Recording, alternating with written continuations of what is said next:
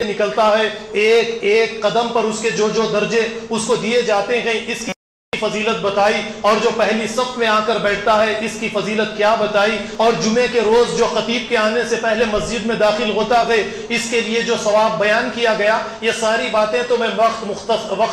مختصر سا ہوتا ہے آپ کے سامنے نہیں رکھ سکتا، اسی لیے جو اہم باتیں آج اس مسجد میں آپ کے سامنے پیش کرنی تھی وہ یہی کہ مساجد کی تعمیر کا مقصد کیا ہے، مساجد کو آباد کس طریقے سے کرنا چاہیے، اور مساجد کو تعمیر کرنے کے مسئلے میں ایک بڑا کی بہترین واقعہ ترکی کا مجھے یاد آیا۔ ترکی میں خیر الدین نام کا ایک شخص تھا، پیسے کے اعتبار سے غریب تھا،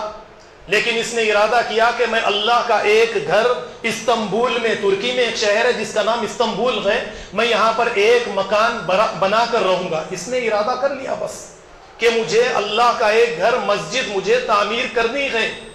اور اس کے بدلے میں اللہ رب العالمین مجھے جنت میں ایک مکان دیں گے۔ اس نے ارادہ کر لیا۔ جب ارادہ کر لیا، ایک انسان جب پکا ارادہ کرتا ہے، ایک ہدف اپنی زندگی کے لیے، ایک گول، ایک مقصد بنا لیتا ہے، تو اس کا کردار رات اور دن اسی مقصد کے لیے ہوتا ہے، وہ مقصد سے کبھی نہیں بھٹکتا۔ تو دیکھیے، جب اس نے ارادہ کر لیا کہ میں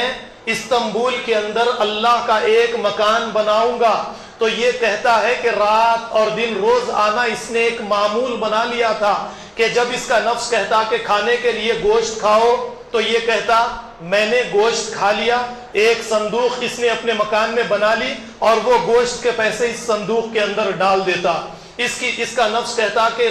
یعنی میوہ کھاؤ، تو یہ کہتا کہ میں نے میوہ کھا لیا، یہ کہہ کر یہ صندوق کے اندر اس کی رقم ڈال دیتا۔ اس کا دل کہتا یا نفس کہتا کہ فلانا شربت پیو، تو یہ کہتا کہ میں نے اس شربت کو پی لیا، یہ پیسہ صندوق کے اندر ڈال دیتا۔ کچھ سال اس نے اسی طریقے سے اہتمام کیا، اور جب صندوق کھولا تو اس کے اندر کافی رقم جمع ہو چکی تھی۔ 10 سال 20 سال جو کچھ یعنی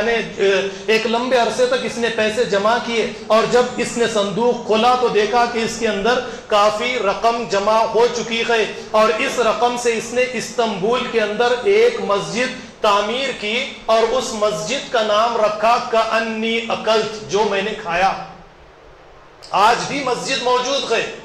یعنی ہمارے لیے مساجد کی تعمیر کوئی مشکل کام نہیں ہے۔ ترکی کے اندر ایک انسان اس طریقے سے اپنی نفس کو مار کر اللہ کے لیے ایک مکان تعمیر کرتا ہے، اور اس مکان کا نام رکھتا ہے کأنی اکلت، جو کچھ میں نے کھایا۔ مسجد کا نام کی یہ رکھتا ہے، تو آپ سوچئے آج کے اس دور میں ہمارے یہاں پر بھی اللہ رب العالمین نے ہمیں بھی استطاعت دی ہے، اور میں نے حدیث اللہ کے نبی صلی اللہ علیہ وسلم کی آپ کے سامنے رکھی، کمفحص قطاط او اصغر، کہ جو کوئی اللہ کا بندہ مسجد بناتا ہے، اپنی استطاعت کے مطابق ایک پرندے کے گھونسلے کے برابر یا اس سے کم، یعنی مسجد کی تعمیر میں اپنا حصہ ادا کرتا ہے، اللہ رب العالمین بن اللہ لہ بیتا فی الجنہ، اس کے لیے جنت میں ایک مکان تعمیر کرتے ہیں۔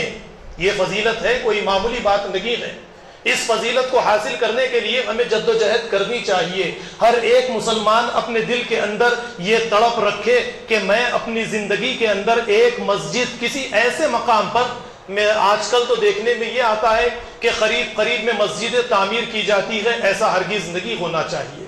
مساجد کی تعمیر ایسے مقامات پر ہونی چاہیے جہاں پر مسجدیں نہیں ہیں۔ انبیاء علیہ السلام کی یہی سنت ہے، قریب میں یہ مسجدیں نہیں بناتے تھے۔ پھر ویسے اللہ کے نبی صلی اللہ علیہ